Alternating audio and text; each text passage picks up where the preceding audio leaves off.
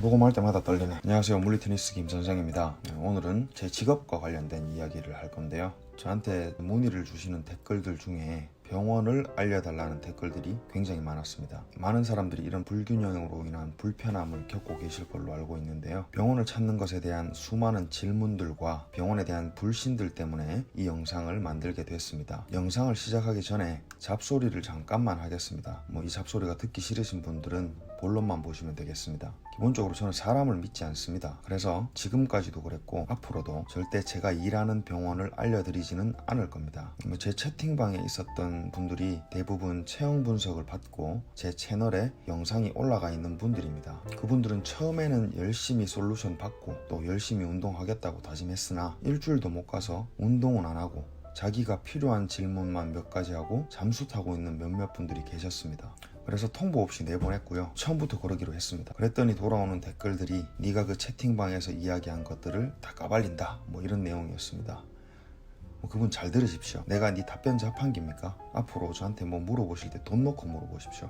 전문가들이 자문료는 괜히 받는 게 아닙니다. 아무튼 전 사람을 믿지 않습니다. 그러니 병원 알려달라는 댓글이나 DM은 그만 보내시길 바랍니다. 제가 센터 오픈을 할 때쯤 되면 알아서 홍보하겠습니다. 그때 찾아오시면 제가 최선을 다해서 치료해드리겠습니다. 잡소리는 여기까지 하고 본론으로 들어가겠습니다. 걸러야 할 도수치료 전문병원 감별법 3가지 정도만 보면 대부분 감별할 수 있습니다. 첫 번째, 10회 선결제라는 병원은 일단 걸으십시오. 10회 선결제를 하고 왔는 날마다 영수증을 끊어주는 행위는 불법입니다. 시작부터 불법인 병원에서 구독자분들에게 관심 있는 건 효과적인 치료보다는 여러분들의 남은 도수치료 가능 횟수와 지갑 사정일 겁니다. 두 번째, 무조건 최소 몇 번은 도수치료를 받아야 좋아진다고 말하는 병원도 걸으면 좋을 것 같습니다. 치료의 횟수와 기간은 환자들의 몸 상태와 또 목표에 따라서 다르게 설정돼야 됩니다. 예를 들어 무릎 아픈 환자가 일상생활만 가능하게 만드는 기간과 헬스를 잘할 수 있게 만드는 기간은 엄청난 차이가 날 수밖에 없습니다. 저한테 치료를 받으러 오는 환자들이 도수치료를 몇 번 받아야 좋아져요 라고 물어보면 저는 한 번만 받아도 된다고 이야기합니다. 대신 저한테 운동을 제대로 배워서 집에서도 똑바로 하셔야 된다, 똑바로 못할 것 같으면 나와서 같이 운동하고 아니면 집에서 운동해라, 이렇게 얘기를 합니다. 세 번째, 도수치료실을 잘 살펴보면 됩니다. 구독자분들이 의사에 대한 착각을 좀 버리시는 게 좋습니다. 의사들이라고 모든 걸 다 하는 게 아닙니다.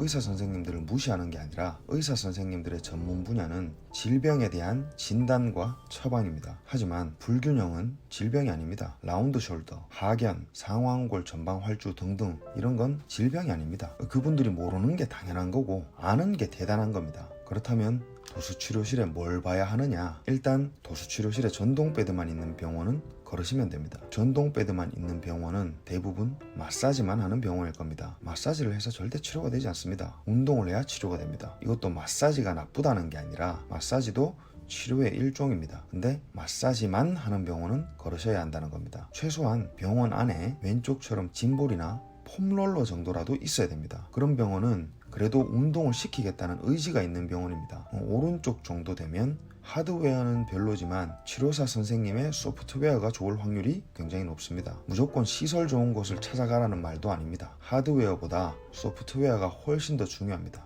이건 다음과 연결이 됩니다. 처음 도수치료를 받으러 갔을 때 도수치료 해주는 선생님의 행동을 잘 살펴보면 됩니다. 제가 맞다는 얘기는 아니지만 저는 처음 도수치료를 받으러 오는 환자에게 귀찮을 만큼 질문을 많이 합니다. 직업이 뭔지, 주로 하는 자세나 동작이 뭔지, 운동은 하는지, 취미생활이 뭔지 등등 그 사람이 주로 하는 동작에 대한 모든 것들을 알아야 치료할 수 있습니다. 그 많은 질문들은 통증을 만들어내는 원인을 찾는 과정이고 원인을 찾지 못하고 하는 치료는 아무 의미 없는 시간 낭비가 될 가능성이 높습니다. 그래서 내 몸에 대한 질문을 많이 하는 치료사는 치료에 관심이 많은 치료사구나 하고 생각하시면 됩니다.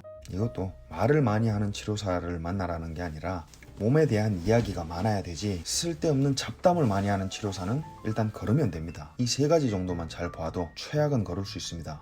이 영상의 반응이 좋으면 다음 편은 좋은 치료사 찾는 방법에 대한 영상을 한번 만들어 보겠습니다. 그러니 구독과 좋아요, 알람 설정 부탁드립니다. 감사합니다.